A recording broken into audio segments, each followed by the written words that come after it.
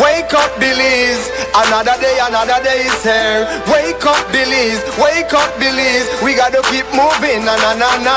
Wake up, Belize, wake up, Belize. Everybody gotta put their time in. Wake up, Belize, wake up, Belize. Voice of opinion and place your calling. WB, get up, make every day count up. Wasted people, do your part, play around, get where you need to. Look and tune in for work or in your vehicle. If you got a problem, pick up the phone. Why wait till the time calling? It's the show with no matter even if you're at home. Just call in. WB,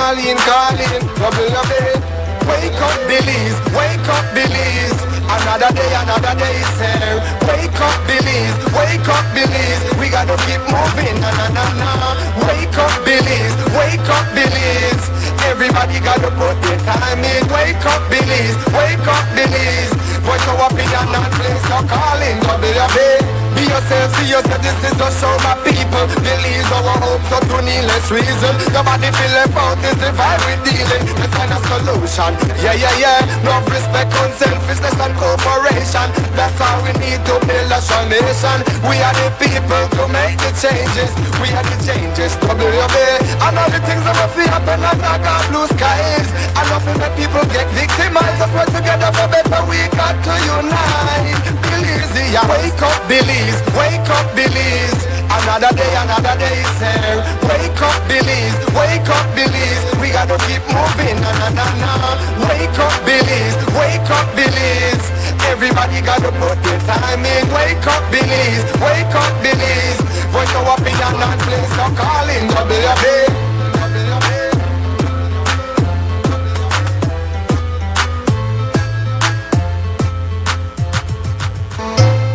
Wake up, Belize. Wake up, Belize. Wake up, Belize. Another day is here. Wake up, Belize. Wake up, Belize. We gotta keep moving, na na na na. Wake up, Belize. Wake up, Belize. Everybody gotta put their time in. Wake up, Belize. Wake up, Belize. Voice of opinion and place your calling. WB. Be yourself, see yourself, this is the show, my people. Believe our hope, so to needless reason. Nobody feel left out, is the vibe we're dealing. Let's find a solution, yeah. Love, respect, unselfishness and cooperation. That's how we need to build a strong nation. We are the people to make the changes. We are the changes, WB. And all the things that we feel happen and not got blue skies. And nothing that people get victimized. Let's work together for better, we got to unite. Belize, yeah. Wake up, Belize, wake up, Belize. Another day is here. Wake up, Belize, wake up, Belize. We gotta keep moving. Good morning, Belize. Welcome to the WB Wake Up Belize Morning Vibes. Monday, the 20th of April, 2026. I'm Mose Hyde, back in the studios, and we hope that this morning you are feeling great, your health excellent, your vibes positive, your energy high, and of course your morning big and flexible, that you can be with the WB Wake Up Belize Morning Vibes, where you start your day live on Creme Radio and on XTV. And we want to welcome everybody that's listening to Creme, those watching us on XTV, those via our apps and social media streams and simulcast coverage. We hope that your Monday morning and your new week starts beautifully. We start with what we call around these parts the preliminaries, the warm-ups, before we jump into the big conversation that we do on weekday mornings. We got a bit of morning news for you, but before the morning news, we turn to the National Meteorological Service for the latest weather forecast, so we know how the weather stands for the day. And we've got forecaster Derek Woodon to tell us all about that. Good morning. The weather was mainly fair last night with only isolated shower activity. Warm and relatively dry conditions will prevail for the next couple of days. The 24-hour forecast is for sunny skies with a few cloudy spells today and partly cloudy skies tonight. Showers will be isolated. High temperatures today will be around 87 degrees Fahrenheit along the coast, 93 inland, but only 80 degrees up in the mountains. Winds over the open sea will be from the east to northeast at 5 to 15 knots, and the seas will be slight to light chop. The outlook for Tuesday and Tuesday night is for continuing mainly fair and warm weather with only isolated showers. There was a low tide at 5:18 this morning and a high follows at 11:21 also this morning. Another low is at 7:04 this evening and another high at 1:23 early tomorrow morning. The sun rose at 5:33 this morning and will set at 10 minutes after 6 this evening. The moon comes up at 8:06 this morning and goes down at 3 minutes before 10 tonight. In the fire risk forecast, the risk for forest and brush fires will be moderate today. With that, we end this report from the Belize Weather Bureau. The first private radio in Belize since 1989. Creme FM presents the news. Informative, accurate, current information, local, regional, and international news, weather and sports. And now, the news.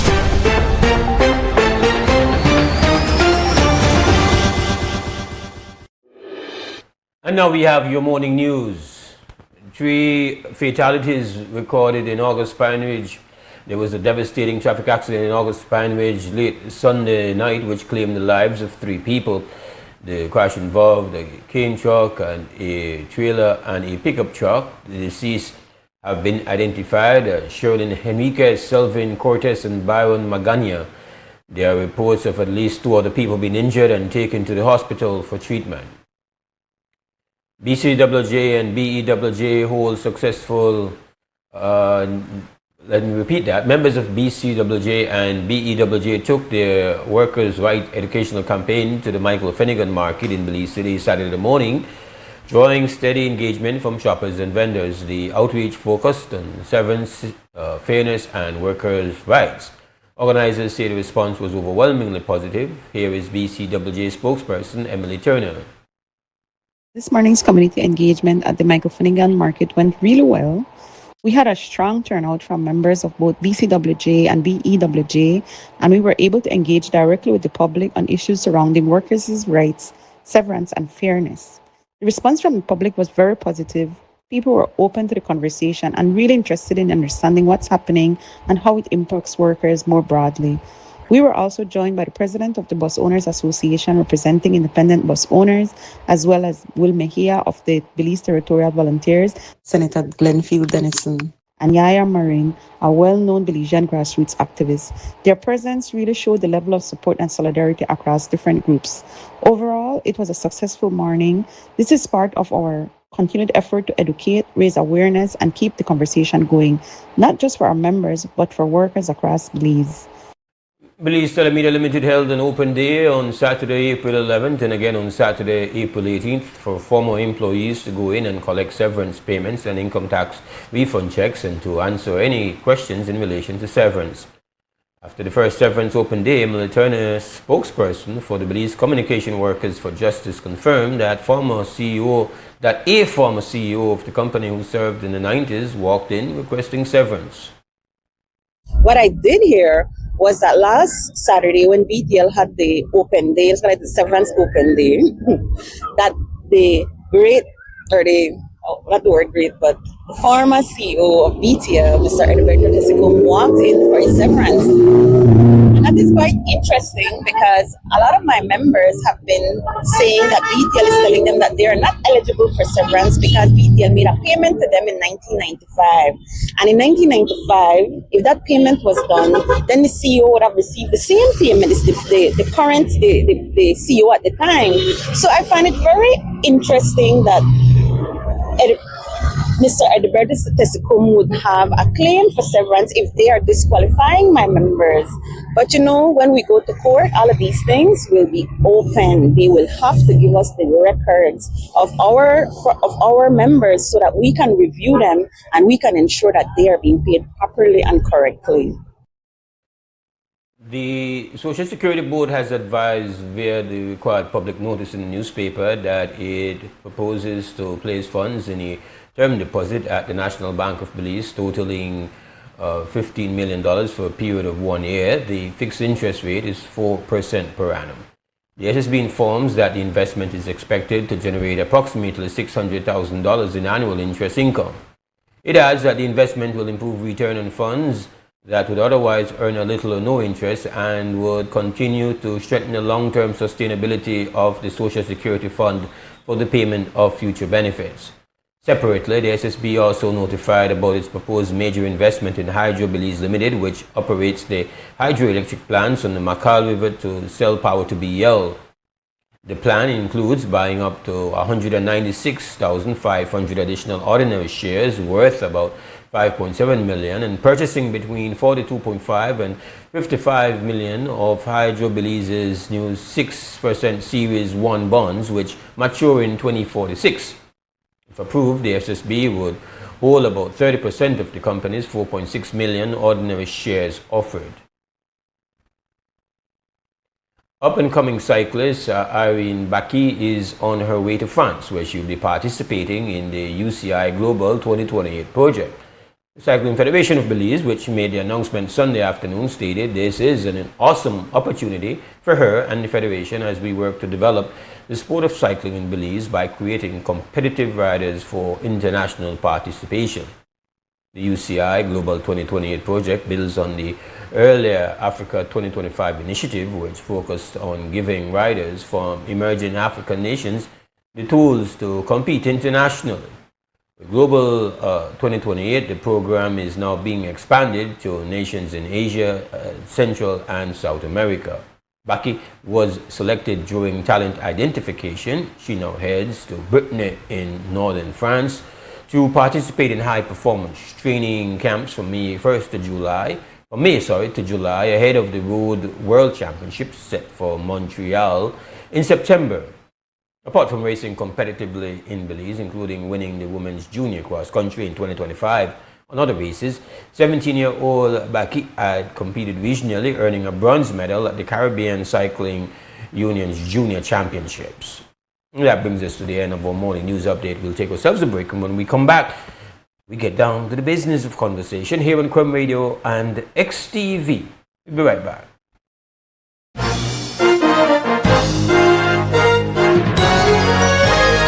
Informative, accurate, current information. Crum's newscast. Local, regional, and international news. Weather and sports.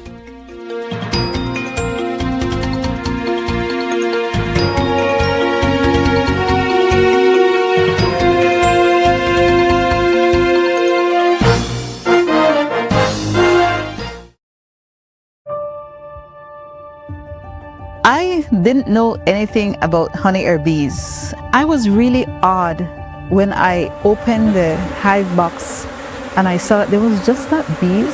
There is wax, there is propolis, there is pollen, there is the entire education of what is going on inside the hive. And I was like, how come nobody in Belize have ever done this before? The farm produces 75% of what we consume. We were introduced to instant coffee. So we're growing our own food, but we're drinking instant coffee. So I said, it's time to introduce our own coffee as part of our food security. My brother, he used to work at a butterfly farm, and he was in charge of breeding them. One day, when he was in the butterfly cage, he saw that they die naturally, and they still look beautiful. And that is when he got the idea to make the butterfly art collages. I used to do cakes from home. I started just giving them away, but I needed to buy my stuff back, and I started selling them. So that's what started it, and I used Facebook as my means of advertisement and started getting customers. I've always been fascinated with gemstones. It's been something that I've been collecting for more than a decade. It's just the fascination of how they come out from the earth, just different minerals and elements that combine. They just form these beautiful colors, and it's so fascinating. Nokche Adventure Park came about from the birth of COVID. Everything was shut down in the tourism industry, and we decided, I want to do something to help the community. We got 10 bikes, 10 ATVs, and we were just doing ATV tours at that time. Shortly after, we were approached by the cruise lines. We agreed to work with them, and from then it just started growing. The adjacent communities have collaborated together to see how they can get a space here that the wood carvers could actually market and sell their product. My husband is a woodworker. He attended the meeting. He was given a space here, and that's how basically I got involved in the business. To me, Atlantic Bank was the best partner for us to team up with. Having access to financing, change our business in productivity. Once I had Atlantic Bank support with the finances, it was smooth sailing from there. They saw the vision and they were willing to be patient. Atlantic Bank's e-commerce system has accelerated the growth for my business. Now I can make payments and receive payments online, and this has made my job much easier. I don't have to run to town and use fuel and the other expenses. They were willing to be patient with us as we grew our business, and that meant the world. I sit and sip my good cup of coffee and do payments. Atlantic Bank, building the future together. Belize wakes up connected to opportunity. And across our country, the work to keep Belize connected continues. SMART continues expanding our network across the country, bringing stronger coverage to more communities. With recent service enhancements in areas at Blue Creek and Progresso, Belize City, Orange Walk, and more on the way. We're bringing education closer to home, empowering entrepreneurs to grow their businesses, supporting industries that drive our economy, and keeping families connected wherever life takes them. With every expansion, we are investing in the infrastructure that moves Belize forward. Because connection isn't just about signal, it's about opportunity, progress, and the future we are building together. SMART, bringing people together.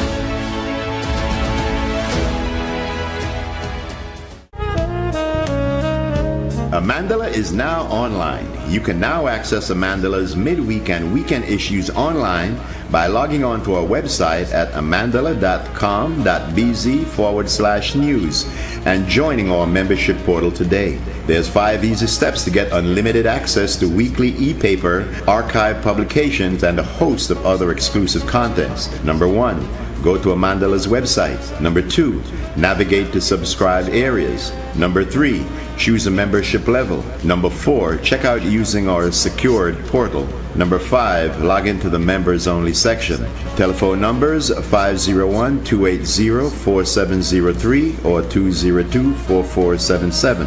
Fax us at 501-222-4702, or you could email at amandalapress@yahoo.com or amandalapress@gmail.com. Amandala, all power to the people.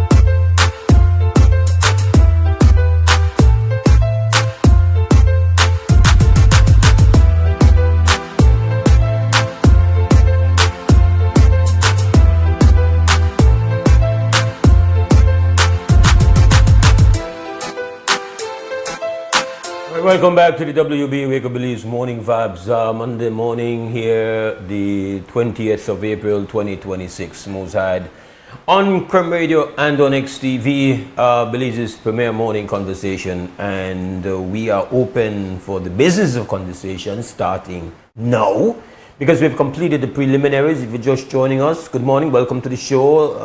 But we have no time to get into all the niceties. We are now open and we've got a phone line where you can jump in. The telephone number is 280-5848 and it's open for you. It's really the essence of the show, trying to get you on and hearing your thoughts and your views. Link with us. I've been away for a couple of days, didn't come on here last week, so I want to thank Sister Yaya for sitting in last week, Monday, Tuesday and Wednesday. But now they are ready to chat, ready to talk. Telephone number 280-5848. That is the live line for you to access the conversation right here. We call it the WUB. All right. Now, while we wait for you to get yourselves all geared up and ready to go, because we know you've got something to say. It's just about you finding the time to do it, because we be here until 9 o'clock. All right. A couple of things I'm going to jump to right away. One, we know one of the biggest matters going on right now definitely has to be the situation with the Belize Bus Owners Association's demand that they be allowed to increase the fares of the bus if they are not going to get any kind of assistance from the government in the form of fuel subsidy or something of that sort, to try to deal with their financial reality. And in fact, they had indicated that if they were unable to get any help today, they would have been forced to take a form of industrial action by just not operating because of their financial reality. And so it's a very drastic situation, a very drastic position because of the numbers and because of their bottom line. They have been trying to get the government to essentially intervene in either by allowing them to increase the fare, because their fare that they charge is government controlled. And they were essentially prevented from doing so. Now we are told, we found out at some point in time on Friday, that they're going to delay increasing that until cabinet meets tomorrow. Now, as much as there's nobody that wants to hear an increase in anything, because that's just where we are. Things have been going up across the board for a very long time. And now we are now dealing with this huge global economic crisis caused by the war of choice between Israel, US, on Iran. And that's been going on now. It's in its second month, and the impact has been significant. And even as I speak, that matter, even though there were signs, encouraging signs, and there was this dropping of the price of crude oil late last week, it doesn't take much for it to go the next way, and it's not gone that way. And in fact, the price is now going back up, and the whole process of trying to resolve that has kind of hit an impasse. And so, again, we hope for the best, but we have to deal with the reality. And the Bus Owners Association is saying their reality is we cannot continue to just operate with the losses. And as I was saying, people, ultimately the increase falls on top of the commuters, and we know the significant role that public transportation plays. People move every day. We know today People are, moving from point A to point B, over long distances, over short distances, to go to work, to go to school. This is the reality. And so the impact of the Bus Owners Association not being able to provide this service would be extremely crippling. So there's no way that anybody wants to see that happen. But nobody can speak in a way negatively about the Bus Owners Associations. You can't possibly feel that what they're doing is being motivated by just selfishness or motivated by, they just want to make more money. You don't have to be, get into all the weeds, as they say, or to get into crunching the numbers to know that, it's real what they are facing, and they're just trying to figure out a way for their own survival. So that has to be established, that no, you can't try to vilify these business owners, these bus owners, because they are not inventing the crisis. The crisis is upon us. And so nobody wants to create obviously the government is in a position where those price increases is going to fall on them. So they are trying to protect themselves and say, okay, well, we are not allowing it. But there is a level of contradiction in that. And the contradiction in that is not that they have chosen to keep the price of the publicly owned bus company, which is something that has just emerged. These bus owners chose not to be a part of that, as they have a right to. So there shouldn't be any grievance held against them. They have a right to say, well, we are not comfortable joining, we are not comfortable with the terms, we prefer to operate independently. But even if they have made that choice and you would have wanted them to make a different choice, they have a right to that, and we hope that there is no, you would say, there is no vindictiveness going on right now.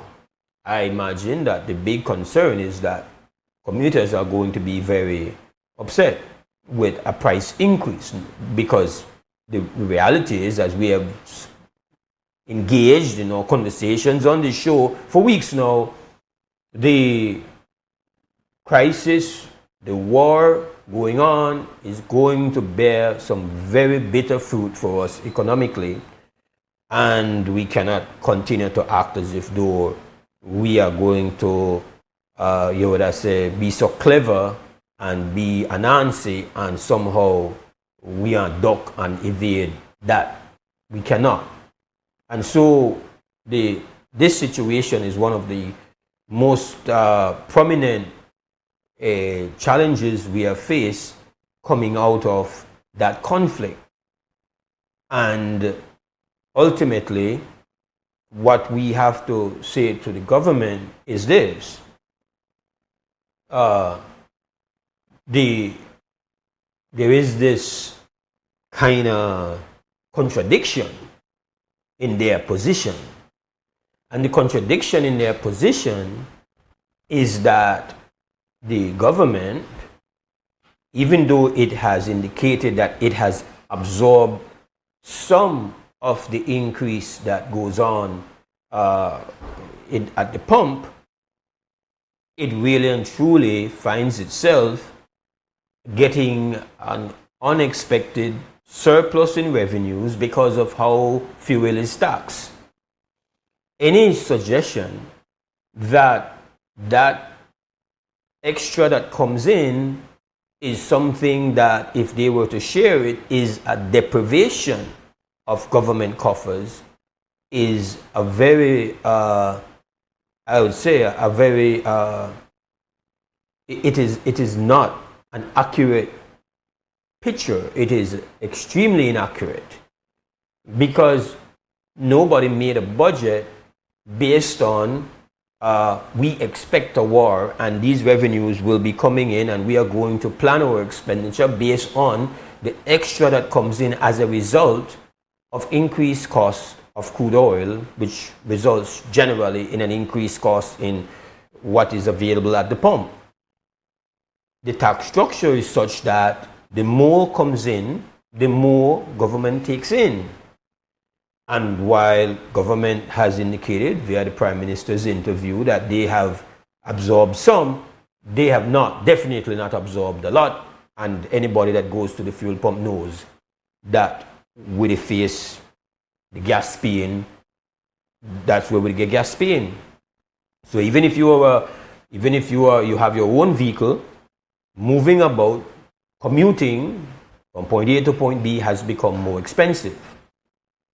The government has chosen to say, listen, we have to deal with our realities and we can't afford to not enjoy the windfall.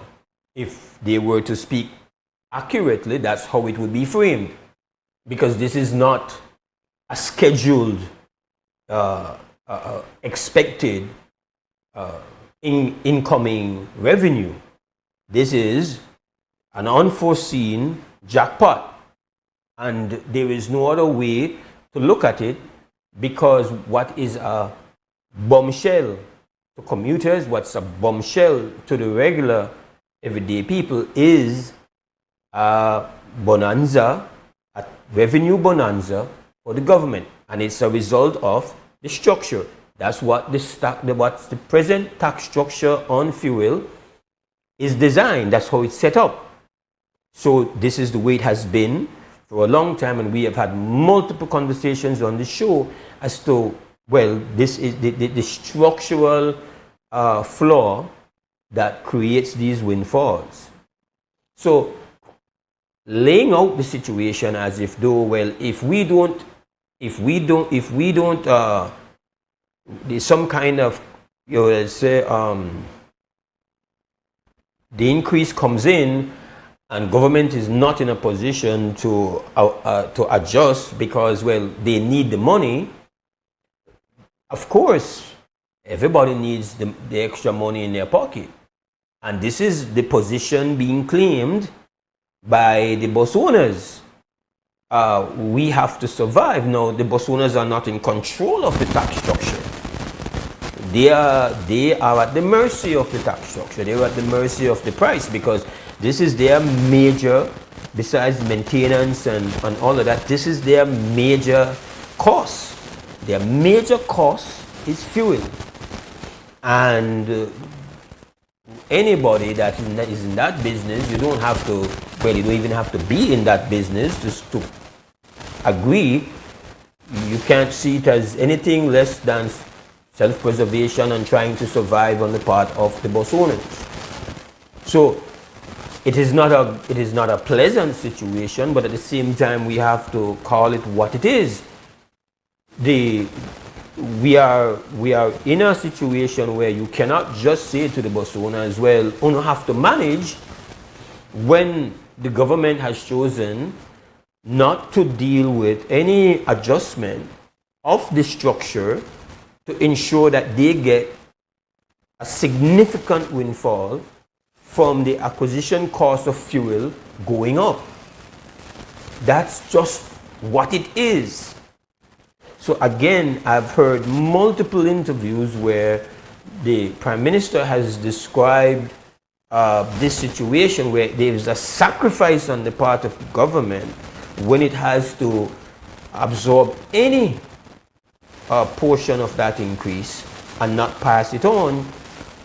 Again, just to repeat, this is not some kind of situation where this was penciled in as incoming revenue for the government based on a war in Iran.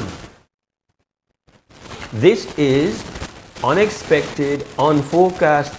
There is no forecast for this, no budgetary projection that, you know what, we are going to have a couple crises this year and we are going to have additional millions come in and we are going to structure our spending based on that. No, admittedly, every year we want a budget deficit and we are always looking for ways how to close the gap, because we structure in budgetary gaps. That's what we do. Every year, the budget looks for ways of how to close the gaps, and consistently what we do is to borrow to bridge that gap. We have a structural problem. And the structural problem now creates this conundrum, creates this contradiction, where you have to defend the windfall and say, well, if we don't enjoy the windfall, we can't pay the bills, we can't do this, we can't pay the wage bill, we can't do all manners of government expenditure and projects that they're responsible to do. But you cannot then argue that on one side of the argument and then say to everyday private citizens who have an enterprise like bus owning, but you won't have to deal with what you have to deal with. We won't allow you to increase your costs because it will not be good for us politically. That is a contradiction, a deep contradiction. None of it is good. None of it is a pleasant reality. We would want this war to be finished with. 4 weeks ago, we would have wanted this war never to happen. But the war is an unpleasant global economic reality that is compounded by a flawed structure where you've designed a system to ensure an increase of revenue based on fuel acquisition costs going up. So structurally, you have embedded a formula that creates happiness for public coffers at the expense of your regular people's discomfort. That is what it is. Now, taxes are essentially that. Money going to the public coffers at the expense of everyday people, the tax-paying people. But that is not something that expands proportionately to crisis. And that is what we have here. What we call, this is a cool bit of inflationary punch. What goes on at the fuel pump? We tax on tax. We have a tax on tax within the structure at the pump. We have said this. We've had these conversations. We've broken it down for you. And we have to lay it out. We cannot. We understand. Government runs a budget deficit. And when it sees something like this, naturally, you're going to be like, oh, wow, this is a relief for us. We could understand that. But your relief, your extra, happens simultaneously. Well, the word that I use, concurrently, with people feeling more pain as a result of that. And there's where you find the bus owners now saying, we can't survive if we are not allowed to take up the fare because their price is controlled. Other businesses that don't have that control can just take up the price. That's what you have to do. A taxi driver is not going to charge you the same today that they charged you earlier. Somebody who has to deal with the everyday reality, transportation costs and energy costs costing them more, they will have to make their choices and say, yo, you have to cost more. And we see that all around us now. The impact on everyday prices, especially coming out of COVID and now with this war, it's just brutal. It's a brutal cost of living reality going on now. But we have to figure out how to survive, and we cannot say, well, the bus owners are expendable, because then we have our bus company now, and this, we are good. And you guys didn't want to be a part of the bus company. No. They have that right. They are still under a price control situation now. When they take up the price, the consumers have the right to choose and say, well, if you are not taking up the price for the bus company, well, we are going to try to catch that bus rather than but the bus owners have to be allowed their right to try to survive and try to depend on their customer loyalty for them to understand and say, listen, we don't know you guys are there for us. You move away every day. Without you, we would not be able to get to work. We would not be able to get to school. Relationships are formed. You could say, well, you don't like the quality of the buses. They have done the standings and all the various forms of challenges that we are very well aware of. And you have different quality of bus service from bus owners. We understand that. But what we as a nation, small nation, vulnerable to what is going on now in the world, can't duck, can't evade, can't go in our hole, can't bury your head, can't answer this one. So we have to look at this in the face and say, this is pain. This is absolute pain. And every day you get up and you watch the news, you're hoping, as we have done on this show repeatedly many mornings, say, we should all just be saying, man, we're not done with this already. And even though I have not reached any level of optimism, doesn't mean, get up in the morning and have hope that, somehow these powerful entities, nations, these world leaders who represent these huge countries, that they will find a way to just end this. But that's all we are in a position to do at this point in time. So there is more of this coming. And so it's important for leadership to be prepared and to know exactly how you're going to navigate, making sure that we are not creating an uneven response. We can't have one situation where I don't even know what the number of bus owners are. But I do not find anything in their desire, nothing in their demand to be unreasonable from the standpoint of it's natural. Fuel is their number one cost. That's their number one cost. I am not in a business where fuel is my number one cost. This business of media, yes, we have transportation costs. But we have other expenses which are more dominant. If you're in the business of public transportation, your number one cost is fuel. No doubt about it. Every time you move your bus from point A to point B, you have to have the fuel to put in they are on the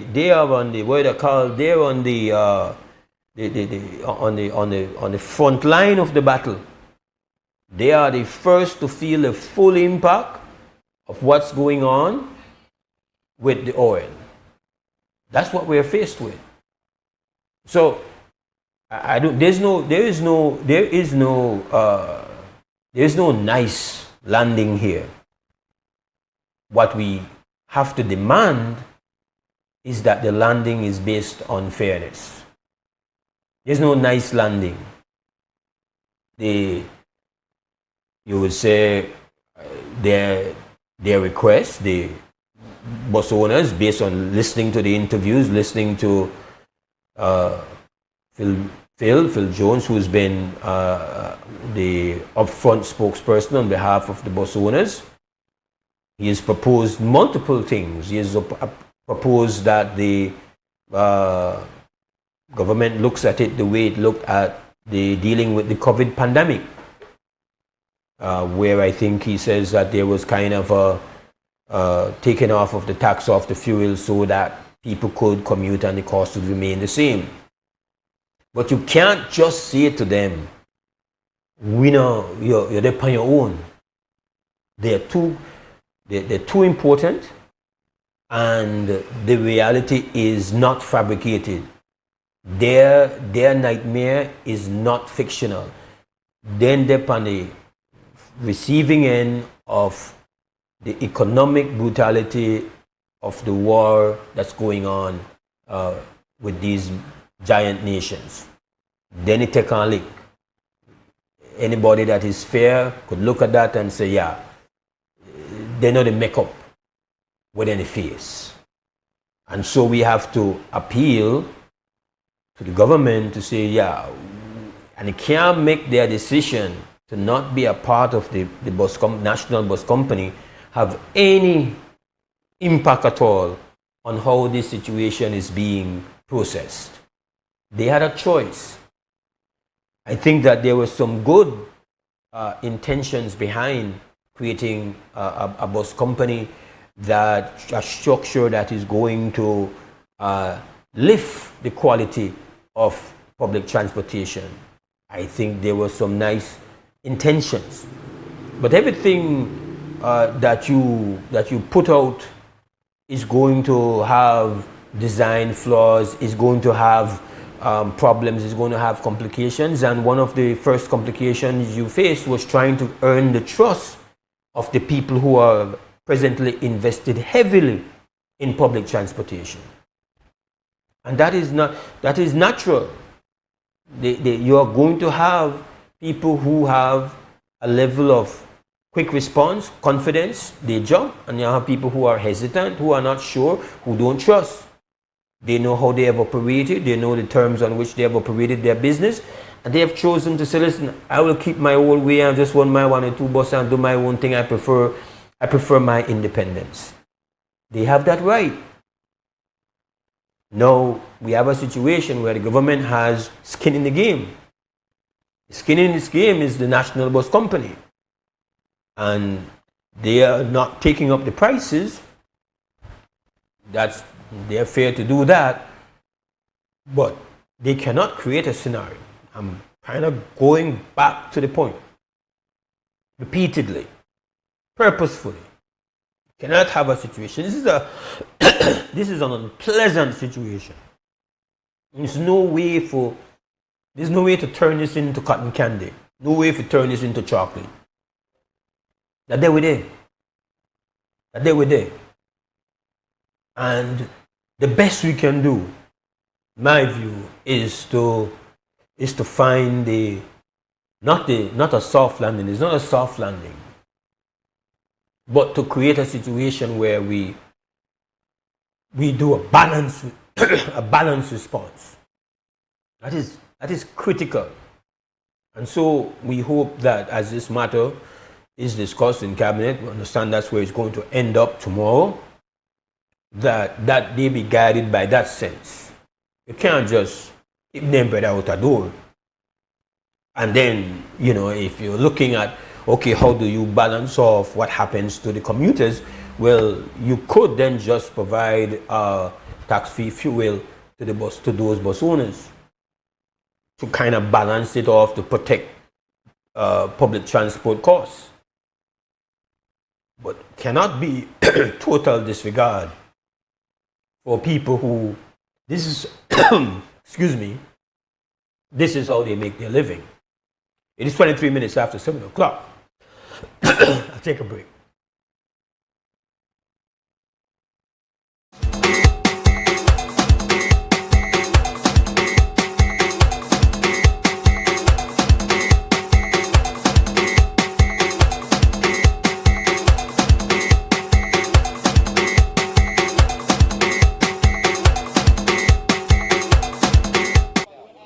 You're watching WB and this is XTV. And I got to say big respect to our sponsors, 4 Point Security.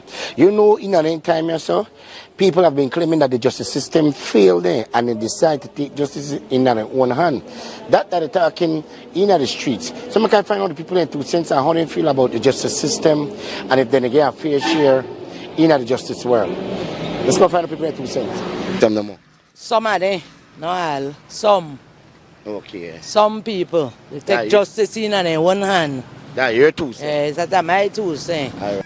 Justice in their own hands by... Like if we believe and get justice, you think the justice system is fair to the community? Oh, no. The justice only seems to work for the people that will have the pocket full where could buy their way out. All right. That's your 2 cents. That's my 2 cents. Right. Justice system is irregular. Yeah. When I mean irregular, it's irregular. Because now they deal with people what they want to deal with. They don't deal with people for the crime or the criminal act or whatsoever they get charged for. So now you to be friend to a criminal and then friend and criminal no mix. Yeah. Because we are got We have got this whole country and I need to have a problem we don't need, man, buddy. So that your two say? My two says the justice system need to refrain. Well, if you take justice in your own hand, brother, you have got consequence. If you take justice, Yeah, your two say. my two say.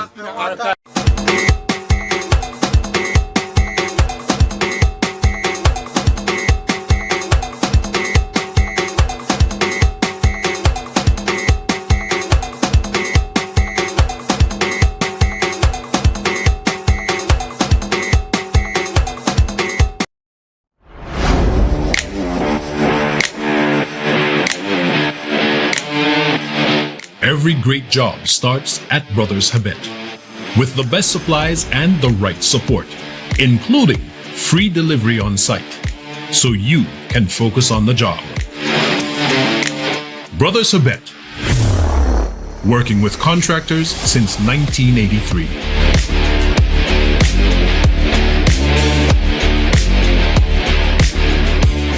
Altoona is one of the most visited Mayan city up until lately. The adjacent communities have collaborated together to see how they can get a space here that the wood carvers could actually market and sell their product. Not having the POS machine in the past, we have lost a lot of sales. Atlantic Bank helps supported our business, giving us the opportunity to get the POS machine. Now with the POS machine, we are able to do more sales, and that will, also bring more, finance to our families. Atlantic Bank, building the future together. Belize wakes up connected to opportunity. And across our country, the work to keep Belize connected continues. SMART continues expanding our network across the country, bringing stronger coverage to more communities. With recent service enhancements in areas at Blue Creek and Progresso, Belize City, Orange Walk, and more on the way. We're bringing education closer to home, empowering entrepreneurs to grow their businesses, supporting industries that drive our economy, and keeping families connected wherever life takes them. With every expansion, we are investing in the infrastructure that moves Belize forward. Because connection isn't just about signal, it's about opportunity, progress, and the future we are building together. SMART, bringing people together.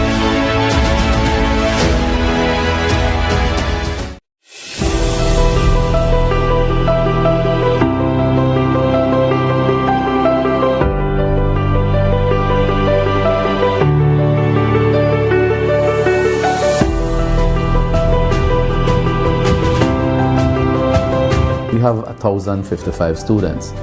And so all of those students were exempted from the payment of tuition this year. In terms of the uniforms, it's only for Form 1 students. So each student got 3 uniforms, 3 sets. And in addition to that, the ministry also paid for their physical education uniform. My mother is a single mother. So at the time when I entered first form, I wasn't the only one here because I also had an older brother. And it used to put a lot of stress on my mother. So when this program got implemented, my mother was relieved because now she doesn't have to worry about us all the time. Maybe in projects, but not in tuition. I was about to come out from school because I was about to start working to help out my parents more. But after the program came to play, my parents lost that stress and I still continued school. My parents don't have to stress out because they work jobs that don't pay as much as it should. But with the tuition, it really helps me and it really gives me the motivation to strive for something bigger.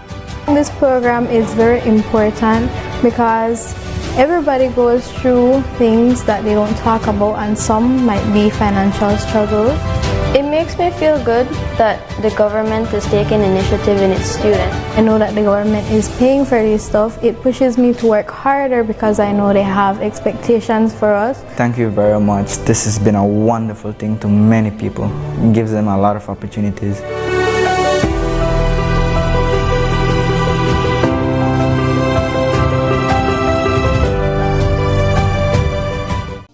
Electricity is essential for everyday life, but behind every outlet, a lot is happening to bring you safe, reliable, and sustainable energy. Let's start at the beginning. Independent power producers across Belize generate electricity using a mix of renewable and non-renewable resources. Electricity travels across a network of high-voltage transmission lines capable of transmitting electricity across long distances. Electricity then reaches your nearest substation, where it is adjusted to a lower voltage, making it safe to travel on the distribution lines you see in your community. From there, electricity makes its final journey from the distribution lines to your home, providing you with safe and reliable power when you need it. We continue to serve you.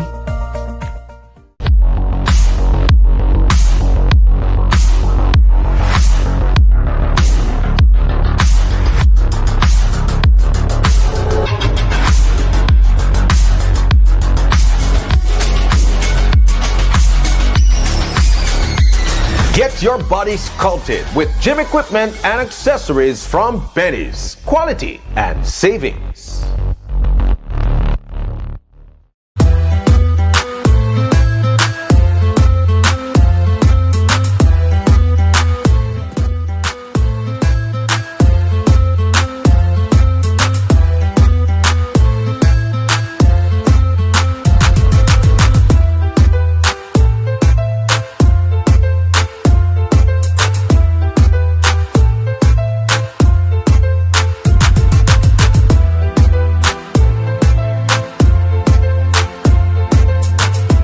All right, welcome back. This is WUB, Wake Up Belize Morning Vibes, Monday morning, the 28th of April, 2026.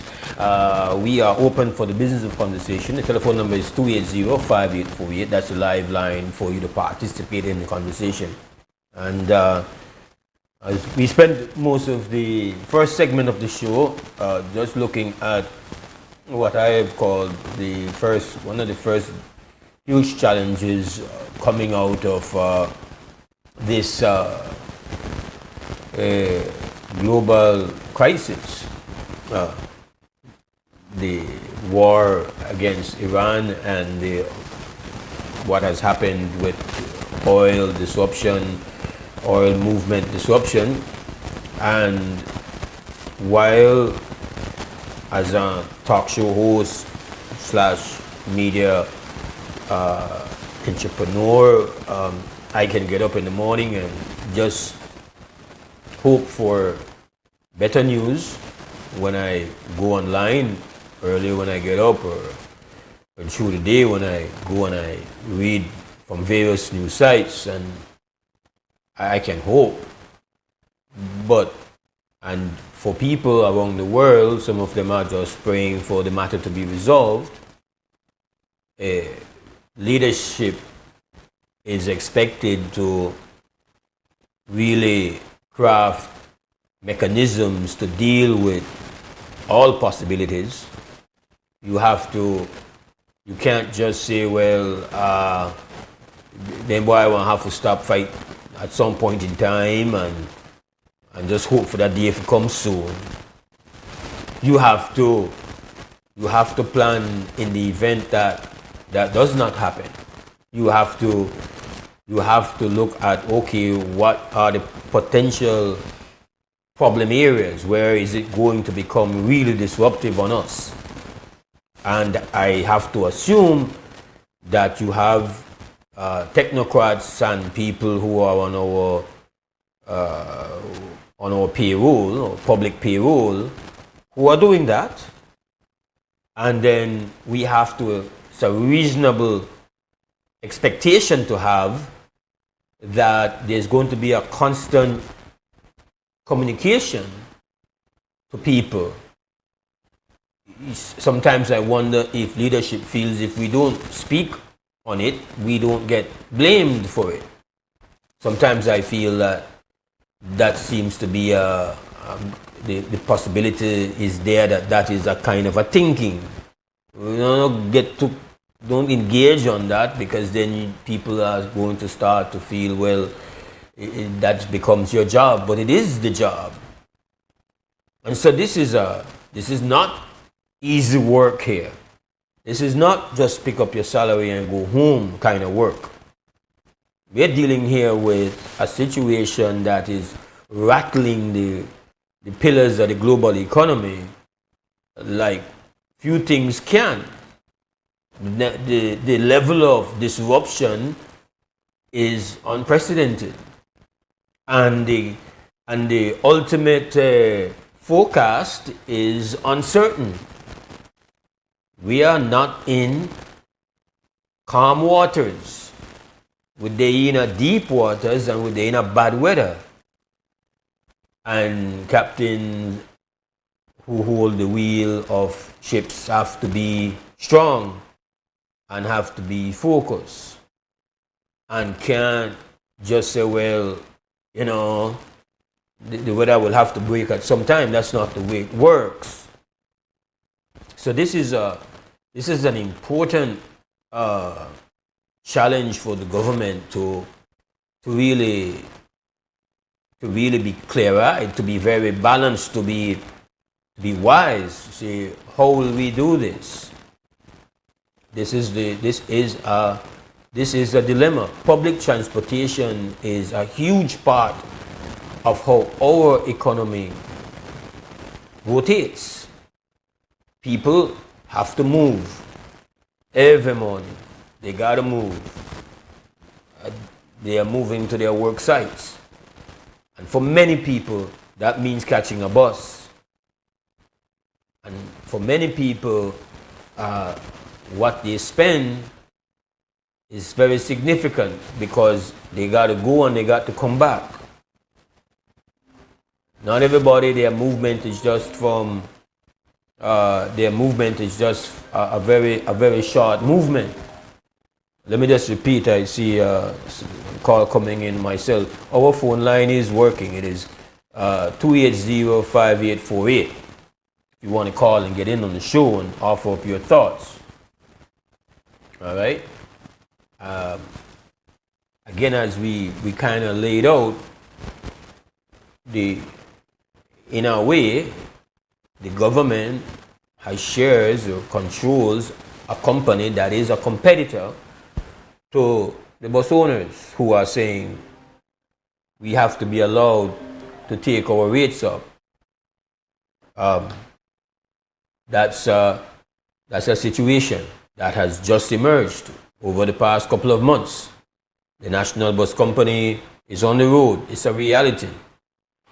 And we hear of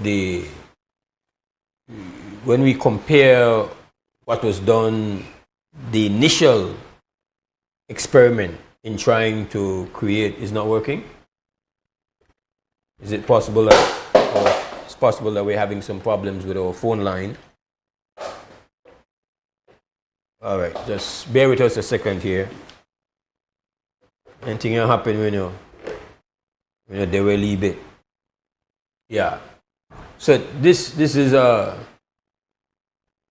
the National Bus Company has presented to us is a kind of a way to consolidate and in a way for kind of lift the quality of public transportation. We know the issues, stand-ins, quality of the bus, dependability of the service, and all of that. We know that the bus owners have been chastised for torn seats and all manners of things. But we have to understand that they also represent investors. Bus owners are investors.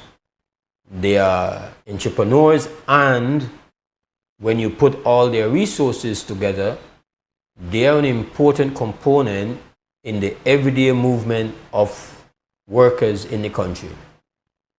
And obviously, for their intended strike for today to have been put back, and government says, oh, we got to discuss this at cabinet level, there is a recognition that this would be hugely disruptive if, out of trying to just get their position heard and responded to, the bus owners say, well, we are not going to be running.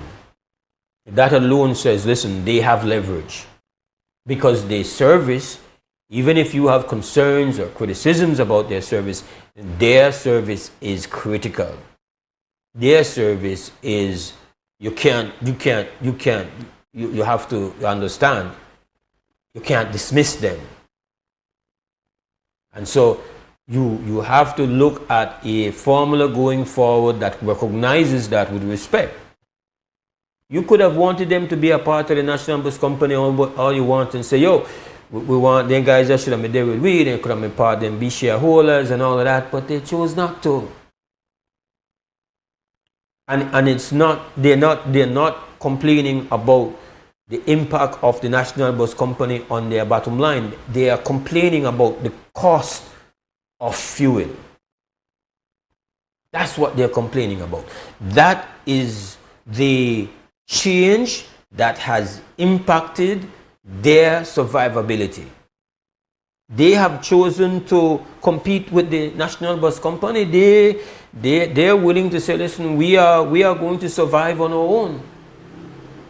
But there's no way for them to have predicted, just like nobody on the planet could have predicted, hey, this is where we would be early into 2026. We would have this unprecedented disruption that's causing now oil prices to spike in this way. That is the game changer that has put them on the edge, put them on the brink. Their survival is now on the line. I mean, sure, having a strong company that has the backing of the government, that's you know, they know that they are fighting a giant, but they're willing to go out there every day and providing service and work for getting customers. But there is something that has happened that has now completely destabilized their chances. Completely. And this is where we have to task the government to find a solution that is going to be fair. We have a call. Krem, good morning. Good morning. Good morning. But we could have seen this problem coming. From the time the brutality began in Gaza, how wouldn't the world leaders see this is where it was going to end most? We talked about it on the radio, at least I did. And I think when I talked and you were there, you agreed. So, before the Persian Gulf Hormuz situation happened, we had the fetish in Yemen affecting the movement of shipping traffic. Way prior to this, from the Gaza problem. And what everybody has to bear in mind, the pie, the national pie, doesn't increase as you want it. It's the same size. So if you're going to get a piece of the pie, and you are going to take a bigger piece of the pie, then evidently very little will be left for the rest of the populace. This is what the government, this government has not, in Asia, you know this, the Asian government, the European government are battling to solve this very problem. Is that right or wrong? Yes. They have taken measures, cutting down on rest and opening time, cutting down on electrical use in offices. People in studios like yours, AC is being cut off or lowered or reduced in usage. People are taking off jackets and working in shirts or whatever in order to deal with the problem. So I'm not saying they are solving it properly, but they have looked at this problem nationally and realized that you have to take action now because it's going to get worse down the road. But I don't see anything happening. I am surprised that in the Caribbean, I don't find our the discussion level matches the level of the crisis here at all. That's the point I'm making, that this is not a problem only for Asia and Europe, it's a problem for all of us. Because we may get our imports from the United States. I'm not sure where we get them from. Frankly, I don't know what we use. But their own people have to be paying more money for fuel because they decided to make fuel an international universal commodity. So it carries the same cost everywhere you go. Separate, of course, from the tax that individual countries charge. So we have had no attempt to anticipate this problem and to begin its correction. Absolutely not. And it's going to get worse because, as I said, the national pie isn't going to grow overnight. You're going to be pushing your hands, everybody is going to be pushing their hands into the pockets of the general public, but the amount of money in those pockets is not going to increase. So the government has to confront this. You're asking people to forego food, to forego medication, to forego education, to forego all those things in order to give you a bigger piece of the pie. Isn't that what we are faced with, Mose? Yeah, to say that this is hardwired in that you essentially turn crisis into a jackpot. It's hardwired. Exactly. How are you going to do that? How? If oranges now cost 3 for $1, 33 cents each, our people are not eating enough and getting enough vitamin C. They are not getting. So as a consequence, everybody's immune system is under pressure. You may be getting the amount that your body needs, but you're coming into contact with more people who are sick, who don't have the money to buy the proper amount of food that they need to eat, especially for their immune system and sickness. So as a consequence, sickness will go up. You know, it's really alarming. Everybody, Europe is addressing this problem daily and by the minute. The populace and the government, Asia, the same thing. While we are carrying on as though, not only that, Mose, our country was one of the Caribbean countries that met with the same person who is the cause of all this horror story, but not the cause of the Gaza initially. They are all the cause of the Gaza. The president is the cause of Gaza. But this portion of the problem, the person, and you met with his representative and you didn't know these things were going to be happening, man. That is irresponsible, non-visionary, simply useless leadership, honestly. We need this because it's going to get worse. It's going to get worse. This man is already threatening because the Iranians are not going to genuflect and bow. They are not going to do that.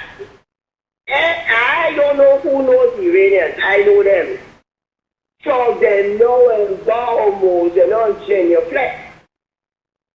You hear? And because of that, this thing is not, it won't improve. So for me, again, I don't have. I saw what happened on Friday, or I think it was on Friday, when the indications were that the Iranians had announced they would open up the Strait of Hormuz, and the U.S. president said that the Iranians had committed never to closing it again, and that they have agreed, and that when they reached Pakistan, it just would be a kind of a formality. That's to paraphrase what he was saying, and it resulted in expected drop in crude oil price and of course the stock markets shot up and all of that. And even as that happened, Ms. Corim, my understanding of this crisis gave me no sense of optimism that this was all. So, and it's important for people to. That doesn't mean I don't get up in the morning hoping that the matter is resolved, but even when it's resolved, the forecast now is completely.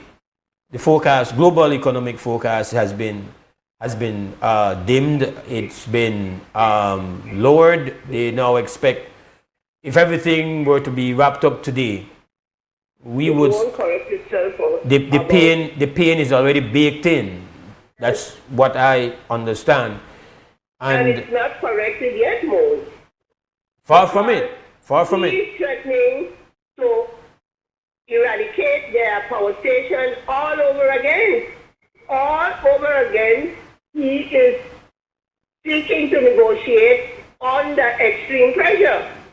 So the BBC News reports this morning that 14 to 16 minutes before the announcement on Friday by the President of the United States of America about essentially this very optimistic view on how quickly the terms would be agreed to and the strait will remain open and all that stuff.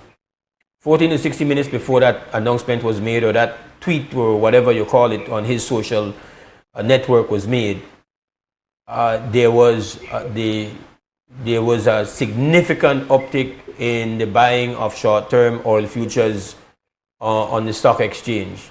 Hundreds of millions of dollars were bet on oil futures. That says to me that what is being played out here is nothing like it ever before. You have layers of strategy and some very dark manipulation, and it's crazy. So you cannot as like one of the academic people I read a lot says, you cannot assess what is going on or what will happen based on what is said or what is posted, because that is irrelevant. You have to just judge the actions and read the actions. Do not be consumed by, like we would say, this is a time you cannot really study the noise. It is what is happening on the ground that really matters. So I again, this is not what I want it to be, but now we are acting as if though the situation faced by bus operators is not something that should have been a surprise to us. Should not have been like, oh my goodness, what is this about? Like this is easy. This should have been foreseen quickly, anticipated, like you describe it, and never reached this point. But here we are. No, they did an extensive coverage on two areas that will increase costs: pharmaceuticals and plastics. Just two. You don't. When you study all the levels at which petroleum is involved in manufacturing, because that's not the primary level. Pharmaceuticals and plastics are not the primary level. And it's going to affect those. So pharmaceuticals and medications. You see, so it's really alarming, and what gets me is the Caribbean, this CARICOM, that's a goddamn waste of time. Waste of time. They had a chance to put forward a program for Caribbean survival. They didn't do that. They never do that. For our survival, no, we know what it is most to be trafficked. The Caribbean knows about being trafficked. One day you were under the you never knew what your citizenship was from day to day. Literally didn't know what it was from day to day. So they have always used us in the Caribbean, well, in the Western Hemisphere generally, but definitely in the Caribbean, we have been a currency that they pay with. You see? We are consumed. CARICOM is consumed. CARICOM is consumed right now by the about Dr. Carla Barnett. That is what is consumed. I had no idea that was happening. Sister friend alerted me and said, well, let me tell you something. Carla was my student and she's one of the smartest girls of her generation. But I am not impressed with her and CARICOM at all. Not impressed by CARICOM at all. Because my contention that from the day CARICOM was thought about, it wasn't thought about for our development, it was thought about to maintain colonial control by Europe. That is why it was thought about. You study, it was not for us, and it remains not for us. It remains not for us. The structure remains the same. The major controlling centers, and we are, just like we are the hinterland. Just the same relationship with the colonial power duplicated itself in all the colonies. So the same damn thing. But as I can't get over it, they sat down with direct representatives of these people and did not lay out a proper case for our survival. That's what has me so my mind boggles. At that, they had a chance to do that. Rather, they have sat down to participate in how to destroy us, not how to survive us, to make us be destroyed anyway, Mose. This cost thing, this is the 1970s and the oil crisis of the 70s repeated now way more times, maybe 100 times. And most, the international growth product is not, the increase is not to the 9th degree. I feel like we have more problems now. Less access to water, less access to this, less access to that, everything on the stress. So it's not as though the world of 1975, in the middle of that crisis, is the world of 2026. It's not like that at all. 50 years, the difference is vast. Anyway, bye-bye. All right. Thanks very much. This is WUB, Wake Up Belize Morning Vibes. A couple of minutes away from 8 o'clock on this Monday morning, 28th of April 2026. We're inviting your participation. The telephone number is 280-5848. If you're just joining our conversation, we've been talking about the matter of the bus owners, the independent bus owners, who provide the public transportation. And I'm sure many of you are aware that they have come out and are essentially fighting for their survival. You know, I have no doubt that there is authenticity to their position, that their survival is on the line with what has happened to the price primarily of diesel. Diesel is extremely high, and this is their number one cost. So they have their backs against the wall. They have not created the crisis. Their crisis is not born from just, oh, want to be rich. Legitimately, these individuals, investors, entrepreneurs, owners, that's what they are. They chose not to be a part of the National Bus Company. Is their right?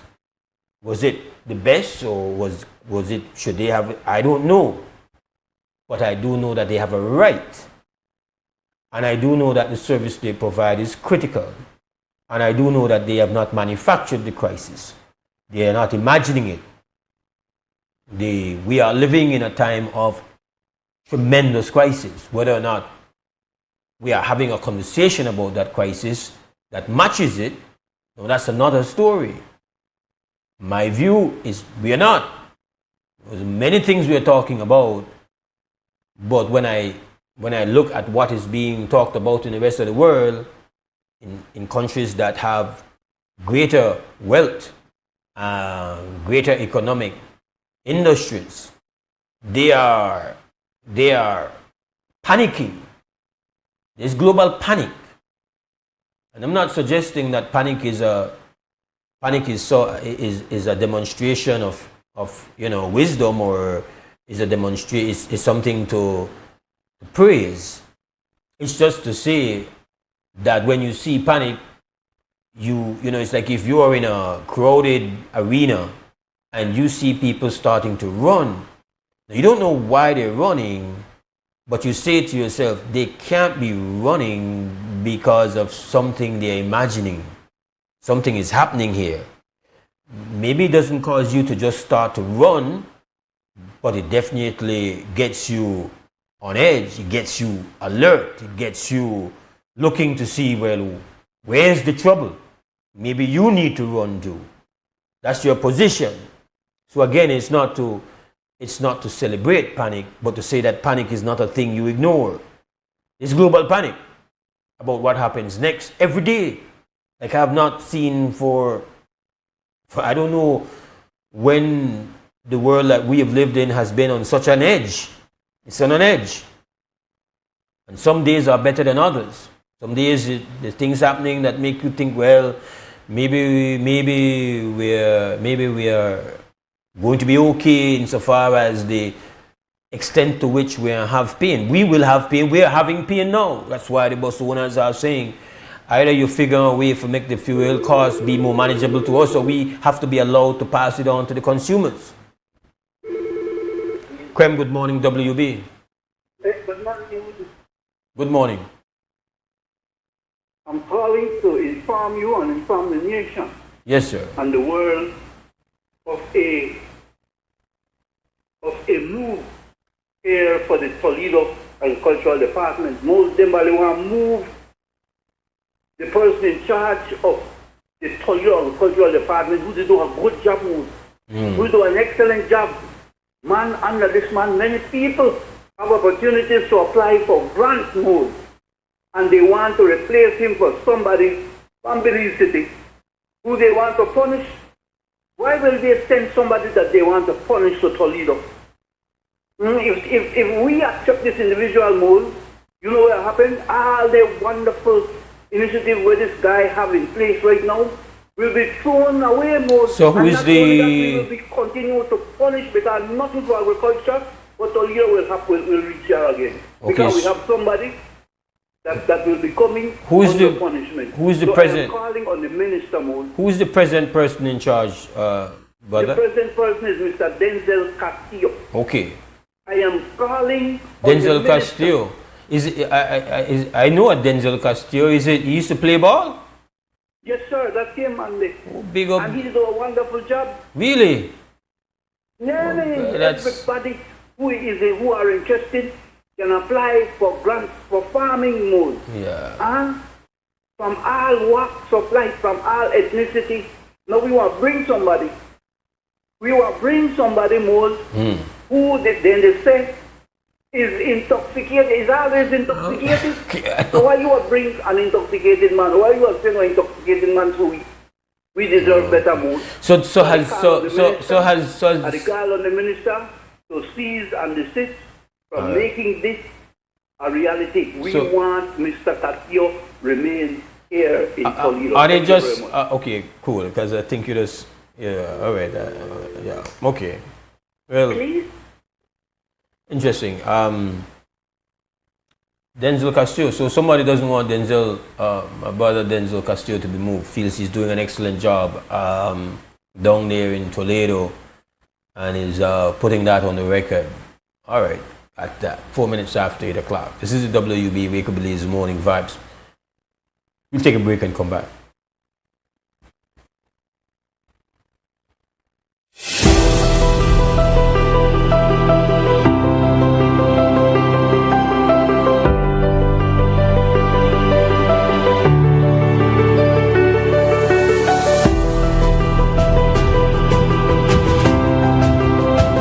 we have 1,055 students. And so all of those students were exempted from the payment of tuition this year. In terms of the uniforms, it's only for Form 1 students. So each student got 3 uniforms, 3 sets. And in addition to that, the ministry also paid for their physical education uniform. My mother is a single mother, so at the time when I entered first form, I wasn't the only one here because I also had an older brother. And it used to put a lot of stress on my mother. So when this program got implemented, my mother was relieved because now she doesn't have to worry about us all the time. Maybe in projects, but not in tuition. I was about to come out from school because I was about to start working to help out my parents more. But after the program came to play, my parents lost that stress and I still continued school. My parents don't have to stress out because they work jobs that don't pay as much as it should.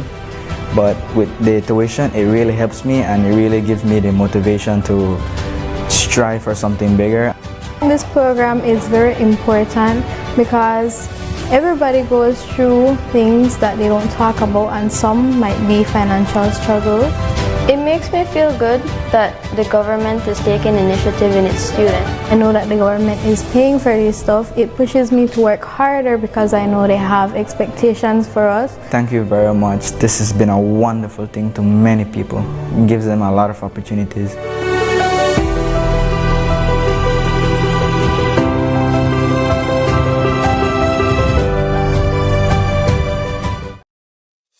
Nando's Wholesale is your market leader in Belize's wholesale industry when it comes to high-quality products at the most reasonable and competitive prices. With over 40 years in the wholesale business, Nando's Wholesale embraces the partnership of the hotel industry in Belize by providing world-renowned brands in wines, seasonings, condiments, and cleaners in industrial sizes, as well as small and large kitchen appliances and equipment. Nando's also takes pride in providing one of the quietest and most durable air conditioning systems in Belize with technical support and spare parts.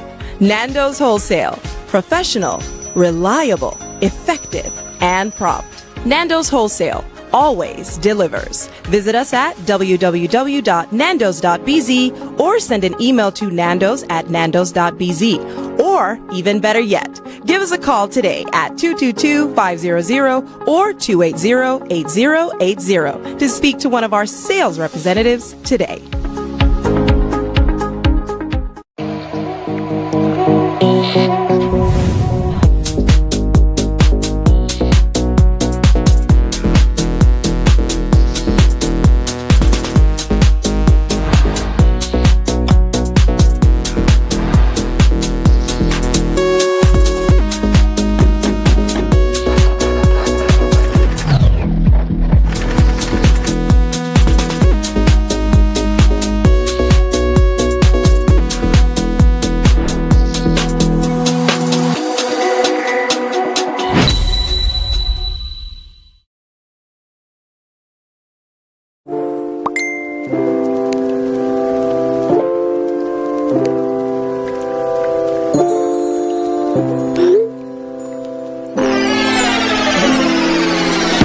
Have a vision? We've got what you need.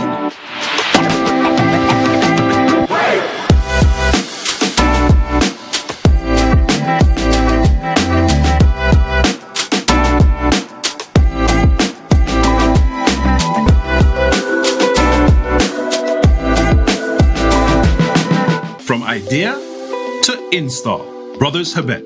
All your building needs under one roof. Belize wakes up connected to opportunity. And across our country, the work to keep Belize connected continues. SMART continues expanding our network across the country, bringing stronger coverage to more communities. With recent service enhancements in areas at Blue Creek and Progresso, Belize City, Orange Rock, and more on the way. We're bringing education closer to home, empowering entrepreneurs to grow their businesses, supporting industries that drive our economy, and keeping families connected wherever life takes them. With every expansion, we are investing in the infrastructure that moves Belize forward. Because connection isn't just about signal, it's about opportunity, progress, and the future we are building together. Smart, bringing people together.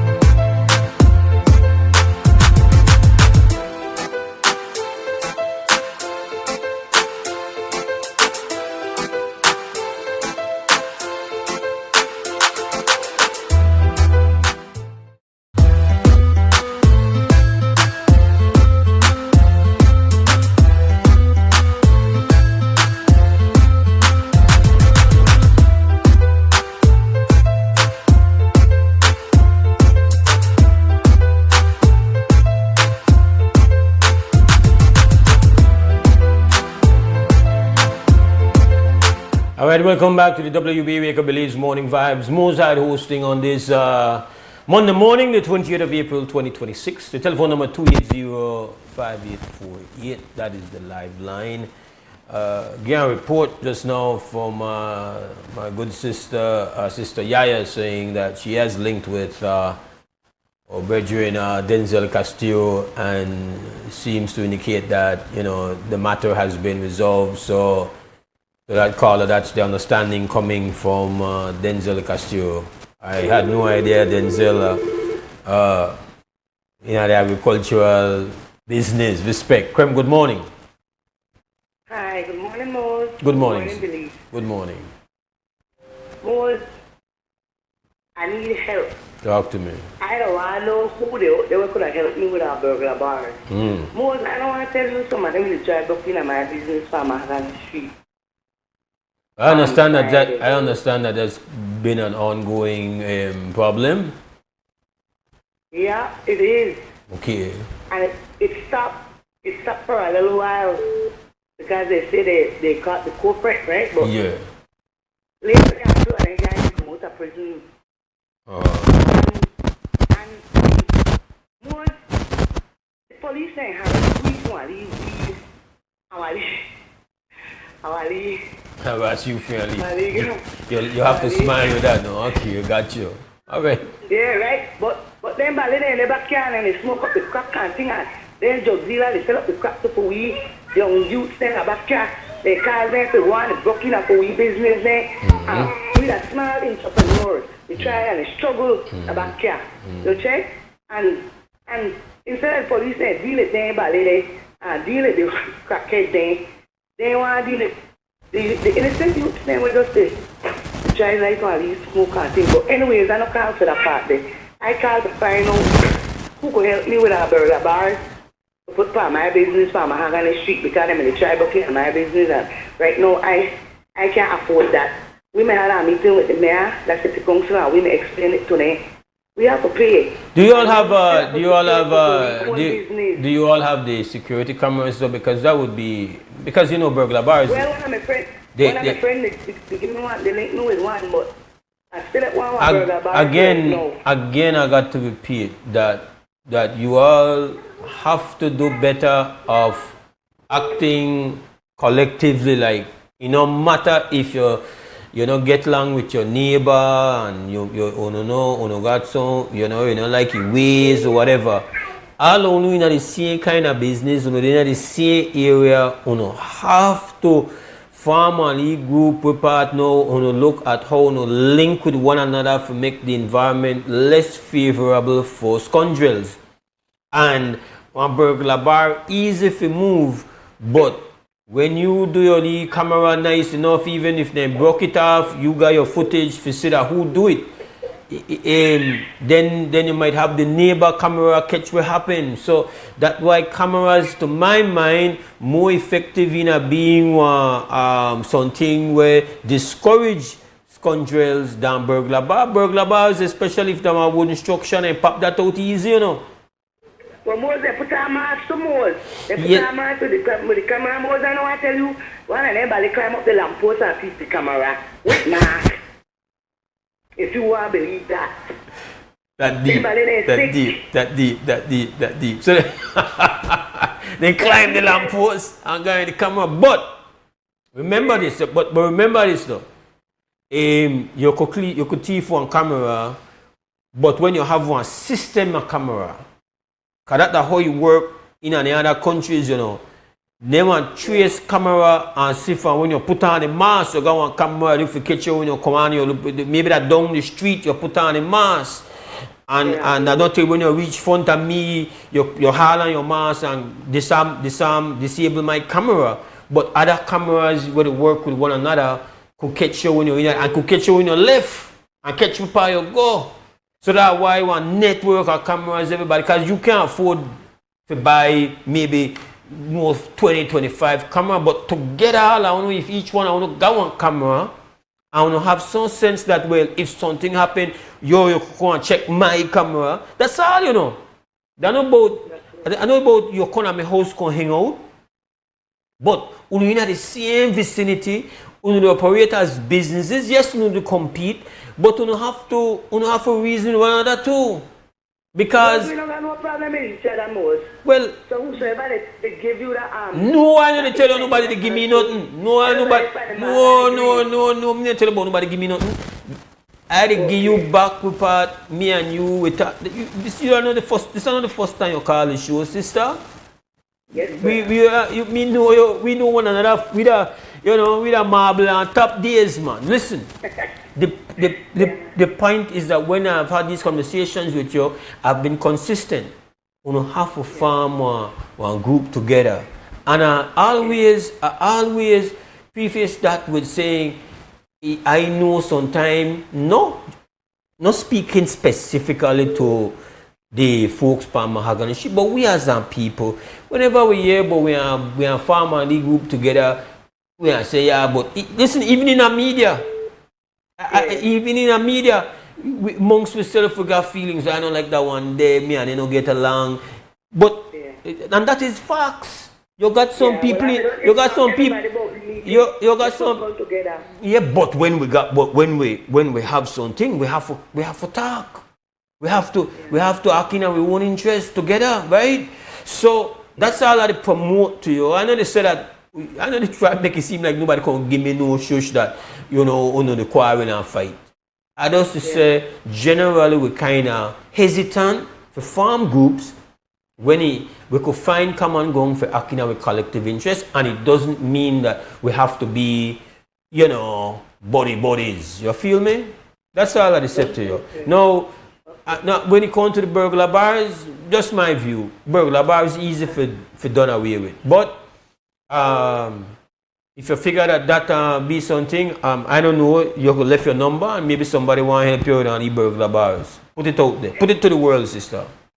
My number is 630-3755. Contribute to a two-piece. They would want to help me with a burglar bars, and I really appreciate it. Burglar bar. I got two windows, but I only want one. Got the front side shit, the front side. And I think they're going away that front camera, that's right by my mom's gate. All right, so, got you. And that side, they open up. All right. There we go. Yeah. All right. All right. This is WB, Wake Up Belize Morning Vibes. In the middle of dealing with Iran, Israel, and US, and missiles and bombs, we still have to talk about, Some boy when they try rip off the small investor them. Yeah, WB, good morning. Hi, good morning, Mr. Mose. Good morning. I'm calling to make a complaint about this bus run this morning. Yes.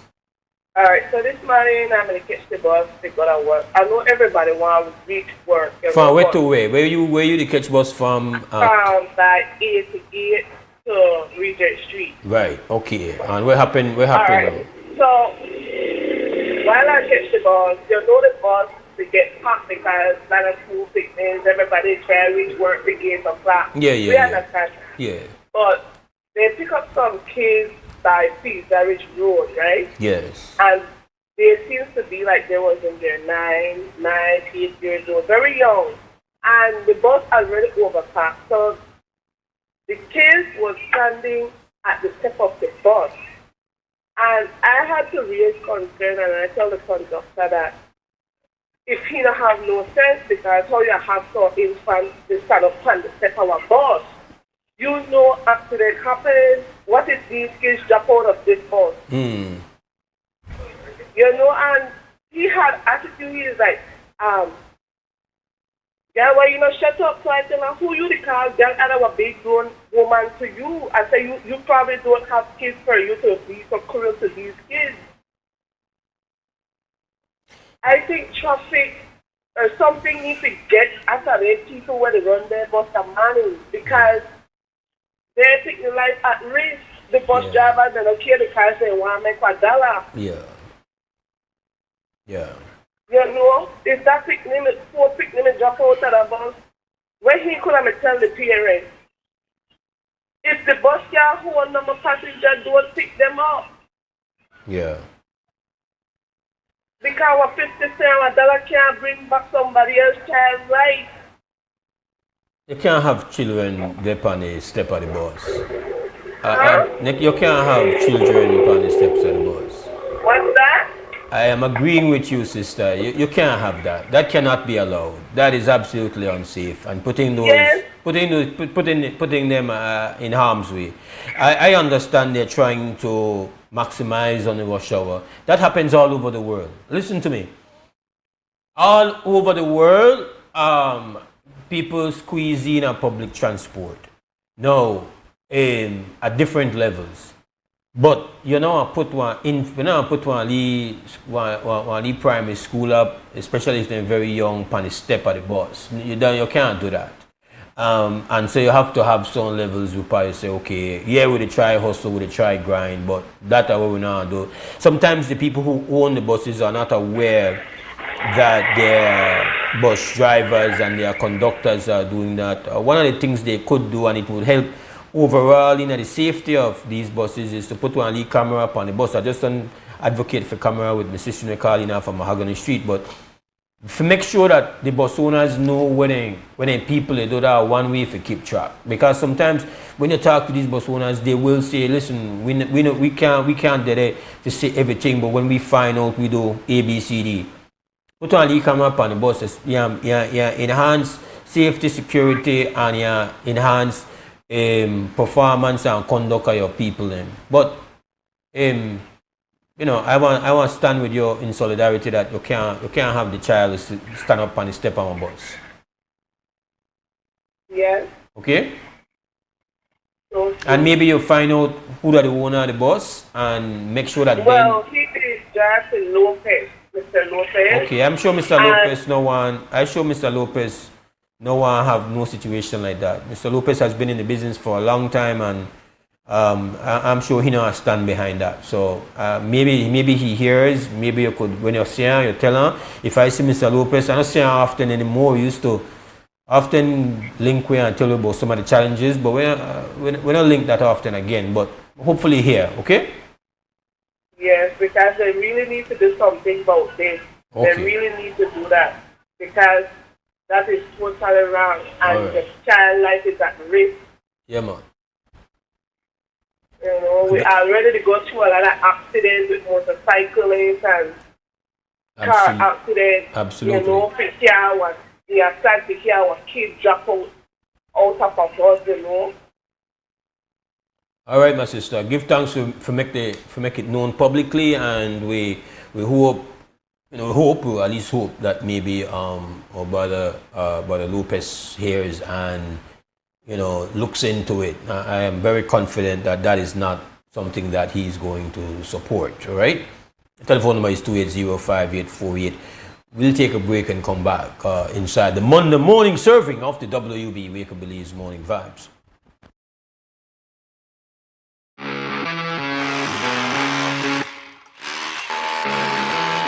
When the job demands more, Milwaukee Power Tools are designed to handle the toughest jobs on the construction site. If it's speed, durability, and performance you need, Milwaukee is the perfect choice. For unstoppable power at an unbeatable price, make it Milwaukee. Nothing but heavy duty. Available at Benny's. Quality and savings.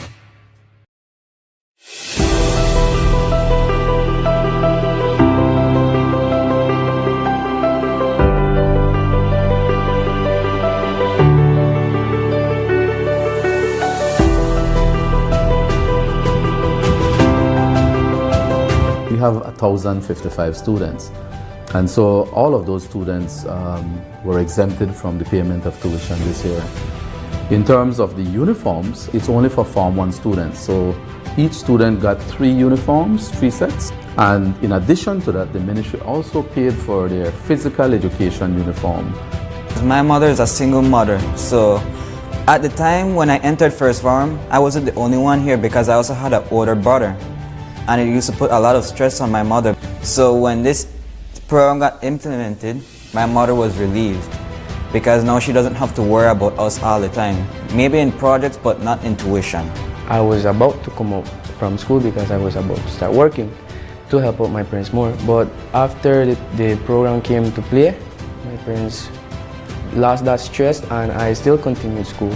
My parents don't have to stress out because they work jobs that don't pay as much as it should. But with the tuition, it really helps me and it really gives me the motivation to strive for something bigger. This program is very important because everybody goes through things that they don't talk about, and some might be financial struggles. It makes me feel good that the government is taking initiative in its students. I know that the government is paying for this stuff. It pushes me to work harder because I know they have expectations for us. Thank you very much. This has been a wonderful thing to many people. It gives them a lot of opportunities.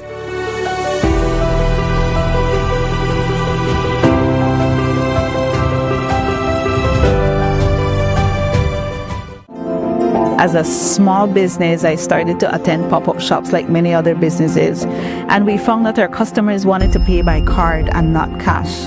I went to Atlantic Bank, and immediately, without a problem, it's like, yes, you can have a POS system.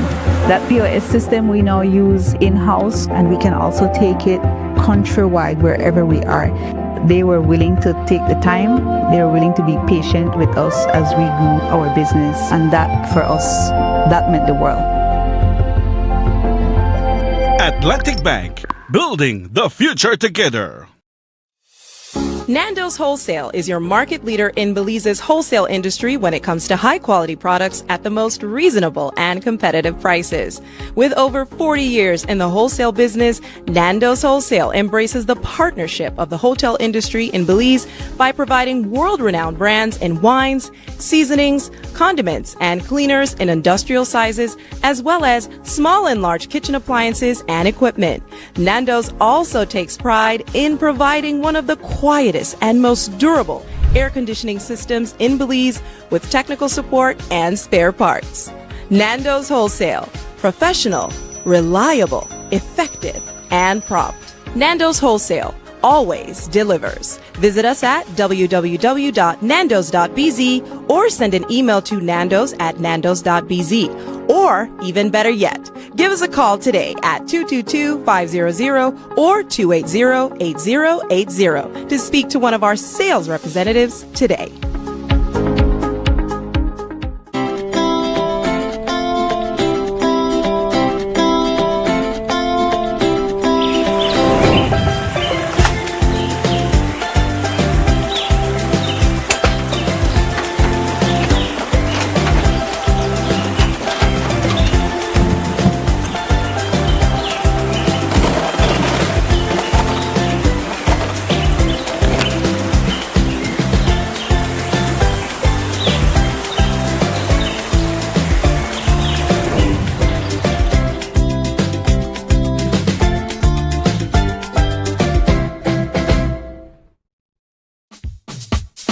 Whether you are a busy person or stuck in traffic or having an adverse or very demanding circumstance, tension builds up, causing you to be stressed out. Stress attacks everyone, anytime, any age. And stress is a killer. Palm City? It's best to be alive than dead. So visit Freetown Drugstore to get options to relieve stress and to relax your mind. Yes, sir. What can I do for you today? I'm so stressed out. Okay, I'm saying I help you right now. When I this daily, for 10 days, I am good after that, okay? Okay. Freetown Drugstore, 28 Freetown Road, where you are better off alive than dead.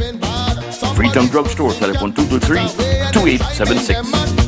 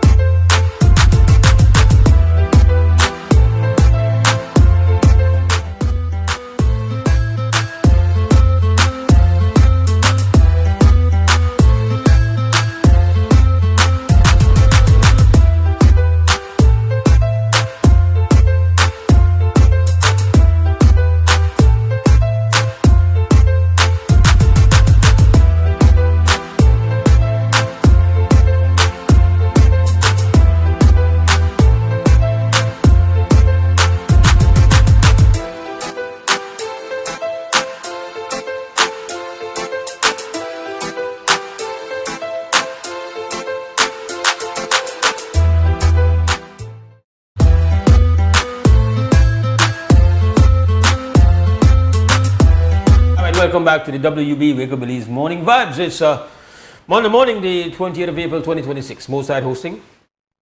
Was off last week, but back in action this morning. And the formula remains the same. We love when you call. We depend on that. That's how it works. We get you on board by getting you to call. Telephone number is 280-5848. This is Belize's premier morning conversation. And this morning, we have kind of late over the past couple of segments, kind of drifted into some the callers taking the conversation where they wanted to go. Prior to that, we've been spending some time talking about what I know as the first huge challenge of the government to deal with the fallout of the disruption in oil. The bus owners, independent bus owners, are demanding that they be given relief. Krem, good morning. Greetings in the name of the Most High, Brother Mose. Greetings, my brother. How are you doing? Good to hear. Well, by the grace of the Lord, I'm hanging there because of my spirit, the strong spirit of trust in God and not in man. All right, my brother. No. I heard the young lady call in regards to the boat's problem with the children. But most, when I used to go there downtown and travel every day from boat, I see a lot of different things happen every day. But you just couldn't say nothing because if you say something, either the conductor or the driver will take it like personally and then become a threat, you know. So, but it's good that she called and bring it to this boat. I know Mr. Lopez for many years, and I know they take for the man, but I know that if he knows that this thing is happening, he will take care of that. And the next thing I want to say, if I was that young lady, I'm not saying nothing against the young lady, but if it was me that see that happen, I would have made sure I bring up the kids up, even if I have to stand up on the step. That's what I would have done. But everybody's different, you know. Everybody can't make everybody think like you. To her credit, though, she stood up for them, and to her credit, she has taken it to the public airwaves. Perfect. So I'm just saying, if it was if I was sitting inside and I see the kids on the step, I will make sure, even if I'm standing, I will make sure they go in and I would sit at the front where they were. That tells you about me, right? Another thing I want to say before I wrap up, this situation in the small vendors and the mahogany street, I want to appeal my brothers, I don't know, because it's my brothers anyway, even if they are in the wrong profession, which is burgling. Think about us or them. Poor people, all of it are poor. The people that struggle out there selling their food is poor. They are poor too, and maybe that's the reason why they are doing the burglary. Or I don't know if it's a conspiracy against them from somebody high. I don't know.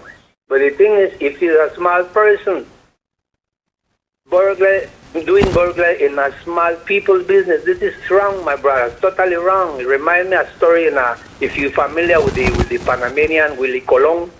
We used to have our salsa song, we named Pedro Navajas. This actually happened in New York, Bronx, New York. This guy used to rob people at night, at knife point.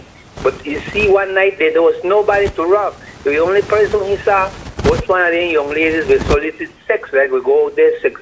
So he attacked she. So in my opinion, if you attack somebody like you, attack your own kind. And I know this would just go attack nobody, but I mean, we come from poverty, but we can't just go and tear down who is already done. You know what I mean? That's only what I mean. Please come together. Let's get together as one of our problems. So when you talk about lady tell about the bars and the come, etc., this one our problem. Getting together. I've been on the streets for many years in Belize, by tourist village back at the Berlin Wall, I call it the old mirror, and it's true. It's very difficult to come together. When I was downtown and I had the problem with the city council moving people, one specific person when I used to like street vendor, I tried to gather the few men from Barclays Bank down to Paris, get together so we could go and speak to the mayor, and nobody want to go. Nobody go, nobody accept to go. The only people accept to go was the Spanish people that used to sell fruits. But anyway, my brother, it's good to hear from you. I enjoy Sister Yaya when she's on too, but today is your day. Give thanks. Give thanks. Yeah, man. The WB Wake Up Belize Morning Vibes. And again, if you're just joining us, we spoke about this situation with the independent bus owners. We feel they are very justified to their backs up against the wall. And this is only, in our view, again, glad to be wrong on matters like this. Like, I don't see this getting better, and I'm speaking to the negative effects that will come to us via the oil disruption, the global oil disruption that has happened as a result of the war between the US and Iran and Israel. We have a call. Krem, good morning, WB. Morning, Mose. Good morning. Mose, I got one experience to tell you on the bus, no? I reached Novelos bus terminal, me and my family of 4, and we gone and we buy ticket. Buying a ticket mean no gonna space for the bus, right? It's a BBOC bus, the green bus. When we reach on the bus, we not got no chair to sit down on. Inside of the bus, physically when the bus park and stop. So lady jump up on the bus and sell with ticket. I said, no man, she's selling that ticket. This bus stop full. Anyway, we never find seats to my family member there till we reach Hattieville. But the joke is on the bus is that she had preference people on the bus where she did collect money from, where she not sell the tickets to. So she know that people never had tickets and that people had to get off. Yeah. Anyway, when we tell she that national bus said this stuff for work, so she up, she not for the national bus. She have for she own bus. Okay, that's a BBOC bus now, right? So we get seats, but we're there all over the step and shut all over the place. We consider as our family. So, we come back from Belmopan for James bus now, express bus now. Now, when we come back from express now, we tell me, you know what? My daughter my daughter sick, then we got a fund for seek medical attention, somebody up there for check her. So they come back now, the daughter on the 8th. So now coming back on the bus, we tell the conductor tell the driver 2-3 times that the young lady want to use how we use the bathroom and urinate outside. You know this, the driver not stop. Whole hour nearly reaching Belize, he stop for somebody for in a Hattieville. Imagine somebody for come after, then he stop. By then my daughter don't kiss herself on the bus. He couldn't hold it in. Right, so they think that way people supposed to look into the people where they deal with their bus. Right? I really don't know where they're going in the country with the bus, I think, but in other work, man, I think Novelos, somebody tried that one spell, one company here hard. Yeah, very hard, boys. What's that my 2 cents today, no? All right. I don't know what to say. Yeah, bless up, man. Yeah. Respect. Give thanks to Carl. 840 WUB, Wake Up Belize Morning Vibes. One of the things that I just wanted to put out there, based on what I have been reading over the past week or so, like I mentioned, I have a very popular, especially since the war in Iran, a very popular Substack writer, and also does interviews. And for those who don't know, Substack is like a social media for writers and articles. There's a lot of freelance journalists or opinion pieces, and it's wide ranging. So you have experts and you have non-experts. But it's like a universe of journalism and writers that is, in my view, more authentic than when you just confine yourself to what they call legacy media. Even though I am in the legacy media business, this is what we will be classically categorized, classified as such. But Substack is a place I read a lot of articles. And so there's this professor from the University of Chicago that has been that has served multiple presidents, that, in my view, has been consistently on point at kind of predicting ahead of time, anticipating and laying out how things are going to go and what is happening and what the implications and what the long-term impacts are going to be, is Professor by the name of Dr. Robert Pitt. And he's been interviewed a lot now by legacy media. He's often being now an expert because he's been right, often. And one of the things he started to mention in his writings and in his presentations last week is that besides the price issue, he laid out a situation where scarcity is going to become a problem as a result of the oil disruption. He said scarcity, that the time is running out to avoid the scarcity problem. And just this morning, in fact, the New York Times has written an article describing scarcity hitting Asia, and that scarcity hitting Asia means that it's going to spread across the world. So the countries in the world that are being impacted the most right now are in Asia.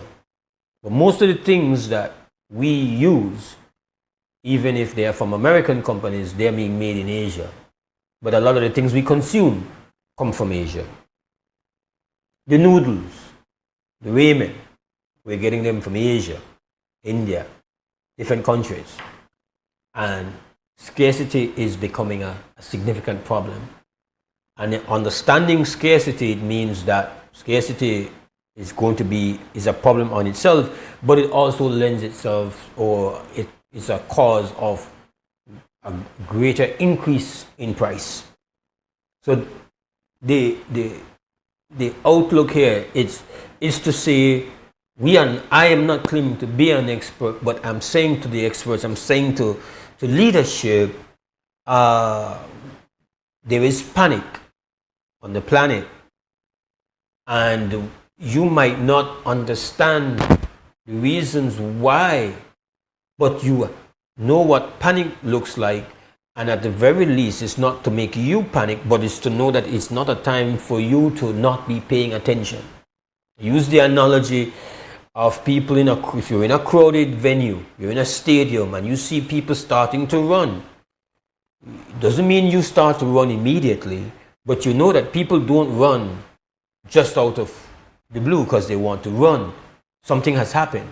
You don't know what it is, but now you are eyes open. You're looking to see if you need to start running as well, and what that running is going to entail. So we're in a state where big countries, rich countries, powerful countries are in a state of panic. They're in a state of, you have countries that are like behind the scenes, like trying to do their best to see how they could get the troublemakers for we need to work this out. Everybody, if you're not, everybody, where we could chip in for try and make them better, you stop when they do, because when they do, it hurt we bad. That's the overall temperature and the reality on planet Earth that we live on. We don't live on a different planet. We live in a small country, but we're up on the same planet. And what the independent bus owners crisis represents is just a small, what the increase and the pain at the fuel pump. These are only the first bits of bitter fruit where we have to eat. But unfortunately, there's more to come, even if the matter is resolved right now.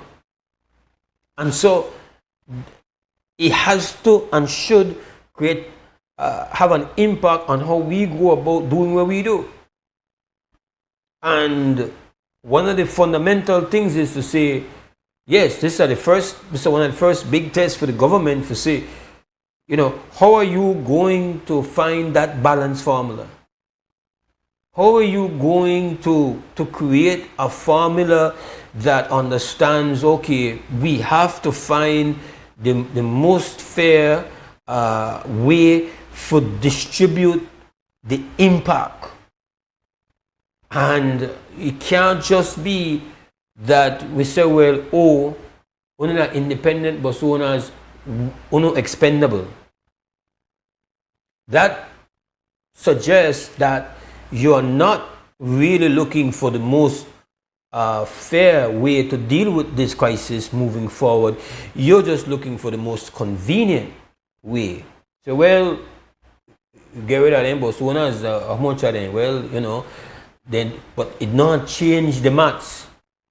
The maths will remain painful. And yes, it would be better for the matter to end today than end next month. But the impact and consequences, some of the negative consequences and negative impact are already being hardwired.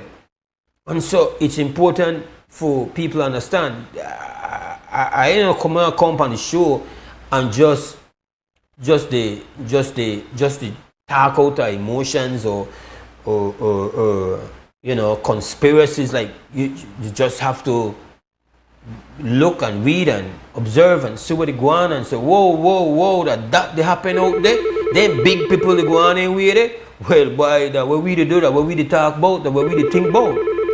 That's the kind of conversation I feel that is important and should be led by the people in charge. But we have a call. Krem, good morning, WB. Brother Mose, good morning. Good morning, Sir Torres. Yes, my friend. I listen to you from morning. But it is my felt, all right, that indeed this body, the bus owners, need assistance, all right? And then they struggle. I am saying there is definitely a way government or whoever the ministry can assist this bus owners association, because when they assist them, they're assisting the commuters. You see, that time we start, man, we no got equity to believe, man, no fairness, I just know. We no fair with each other at all. I don't know. Holy believes, man, Lordy. I don't know when we understand that we for build the nation together, man. Anyway, that's all I'm call for, Brother Mose, and continue to listen. Give thanks, Brother Torres. Give thanks, Brother Torres. I saw the next call coming and I accidentally cut you off. You can call us back. And just read, let's not read on like the first paragraph of this article from the New York Times, just to kind of, because I just saw it this morning. Let me put on my glasses to make sure that I do it. And it says, when the war in Iran started on February 28th, Asia expected to see serious gradual impacts from losing access to a huge portion of the world's oil and gas. But the conflict's economic and social impacts have hit the region harder and faster than officials and experts expected. Many countries across the Asia Pacific are experiencing sudden jolts of disruption that they are struggling to manage, with some comparing the crisis's breakdowns and scope to the COVID pandemic. Even if there is a peace deal soon, The future of this industrious region that has driven global economic growth for decades will likely include months of canceled flights, surging food prices, factory pauses, delayed shipments, and empty shelves for products long considered quick and easy to buy worldwide. Plastic bags, instant noodles, vaccines, syringes, lipstick, microchips, and sportswear. Collectively, according to many officials and experts, if the war's strangling of commercial traffic through the Middle East lasts for even a few more weeks and uncertainty lingers, shortages could push several countries into convulsions of unrest, followed by recession. It's a long article, but that's just the beginning of it, to kind of describe not what is expected to happen down the road now, but what is happening right now. Just so that we know we have so many local things which rightfully we have to be concerned about, we engage on, we talk about, and it's not to say that we can solve the world problems, but that we have to be aware of it and have to do our best ability to understand in what ways it's going to impact us. And some of it we can't avoid, but at the very least, knowing that it comes gives us a sense of, give us at least the advantage of being prepared for it. Okay? It's possible that leadership is as focused and are on it and are engaged and are doing the work, but at least from my vantage point, it's not an observable behavior. We can't see it, we not feel it, we not hear it. Okay? So this now gives us a sense, at least the way this bus situation is handled is going to be a good gauge for say if we have prepared how we handle all the various negatives. Do you just conveniently say, well, all of this we are just dump on the consumers, all the bitterness are just the taxpayers? How is and how will this be done? With a look and with a observe to say, we're going on here. We're going to take the last break of the morning, come back and wrap up for this Monday morning.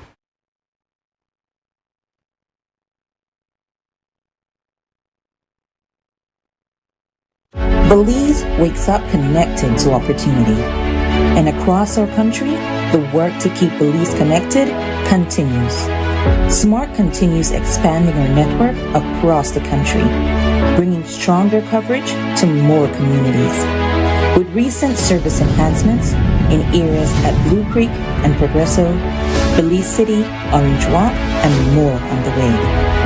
We're bringing education closer to home, empowering entrepreneurs to grow their businesses, supporting industries that drive our economy, and keeping families connected wherever life takes them. With every expansion, we are investing in the infrastructure that moves Belize forward. Because connection isn't just about signal, it's about opportunity, progress, and the future we are building together. SMART, bringing people together. Maria's was planned to open in 2020, and that's when COVID came.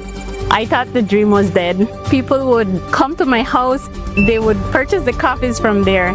That gave me the little confidence, like, okay, I could do this. Atlantic Bank, of course, helped me take the next step. Once I had their support, it was smooth sailing from there. This business is my life. It's literally what provides my family with food and employment. I employ 3 family members, so it's really everything for us. Atlantic Bank, building the future together.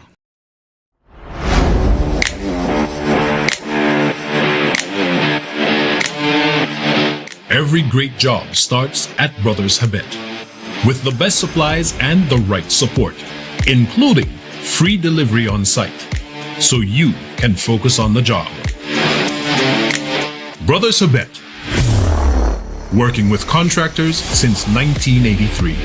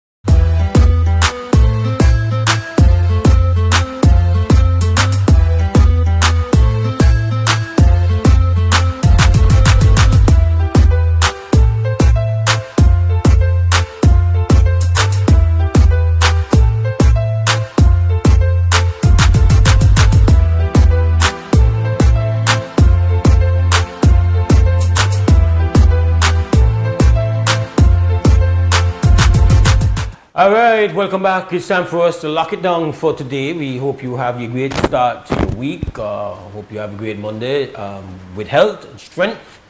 I'll be back tomorrow morning at 6:30 for the Tuesday morning edition of the WUB Wake Up Belize Morning Vibes.